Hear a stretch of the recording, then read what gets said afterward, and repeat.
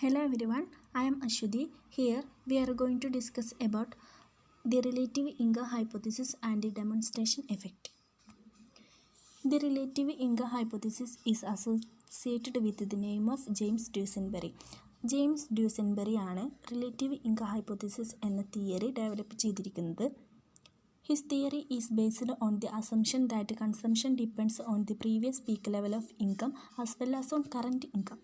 അതായത് അയാളുടെ theory assumption എന്ന് പറയുന്നത് രണ്ട് അസംഷനാണ് ബേസ് ചെയ്തിരിക്കുന്നത്. അതെന്ന് വെച്ചാൽ ഒരു കൺസ്യൂമറുടെ കൺസംഷൻ ഡിപ്പെൻഡ് ചെയ്തിരിക്കുന്നത് on previous peak level of income, അയാളുടെ കഴിഞ്ഞ ഇയറിലെ ലെവൽ ഓഫ് ഇൻകത്തെയും കറൻറ്റ് ഇൻകത്തെയുമാണ്. It is also assumed that consumers derive utility in relation to their own past consumption standards and the consumption standards of others. അതായത് രണ്ടാമത്തെ assumption എന്ന് പറയുന്നത് എന്താണ്? ഒരു കൺസ്യൂമറുടെ യൂട്ടിലിറ്റി ഡിറൈവ് ചെയ്തിരിക്കുന്നത് അയാളുടെ പാസ്റ്റ് കൺസംഷനിൽ നിന്നും, കൺസംഷൻ സ്റ്റാൻഡേർഡ് അതായത് കഴിഞ്ഞ പീരീഡിലുള്ള കൺസംഷൻ സ്റ്റാൻഡേർഡിനെ അതിൽ നിന്നും അതുപോലെ തന്നെ മറ്റുള്ളവരുടെ consumption സ്റ്റാൻഡേർഡിൽ നിന്നുമായിരിക്കും. A household's desired standards of consumption will be influenced by the living standard it sees maintained by other households with whom it has contact. അതായത് ഒരു വ്യക്തിയുടെ അയാൾ ആഗ്രഹിക്കുന്ന കൺസംഷനെ ഇൻഫ്ലുവൻസ് ചെയ്തിരിക്കുന്നത് എന്താണ്? അയാൾ താമസിക്കുന്ന അയാൾക്ക് കോണ്ടാക്റ്റുള്ള മറ്റുള്ളവരുടെ ലിവിങ് സ്റ്റാൻഡേർഡിനെ കമ്പയർ ചെയ്തുകൊണ്ടായിരിക്കും എന്നാണ് പറയുന്നത്. The level of consumption will be determined not by a household's absolute income but by its relative income. നമുക്ക് കൺക്ലൂഡ് ചെയ്യാം. എന്താണെന്ന് വെച്ചാൽ ഈ തിയറി പറയുന്നത് relative income hypothesis. Relative income എന്ന് പറയുന്നത് എന്താണ്?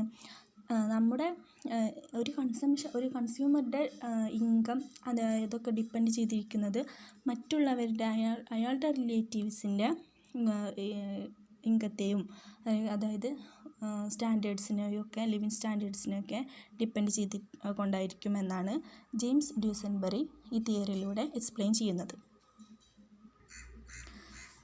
The relative income hypothesis is based on two propositions. First one is demonstration effect and the ratchet effect. ഞാനിവിടെ എടുക്കുന്നത് ഡെമോൺസ്ട്രേഷൻ ഇഫക്റ്റ് ആണ്.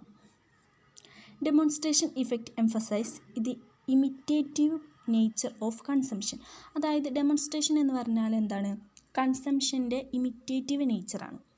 The tendency of the lower income households to imitate the consumption habits of the higher income households is known as demonstration effect. അതായത് lower income house മറ്റുള്ള അതായത് higher income house ഹോൾഡ്സിൻ്റെ കൺസംഷനെ imitate ചെയ്യാൻ ശ്രമിക്കുന്ന ആ ടെൻഡൻസിയാണ് നമ്മൾ എന്ത് പറയുന്നത്? ഡെമോൺസ്ട്രേഷൻ ഇഫക്റ്റ് എന്ന് പറയുന്നത്. Thank you for watching my video.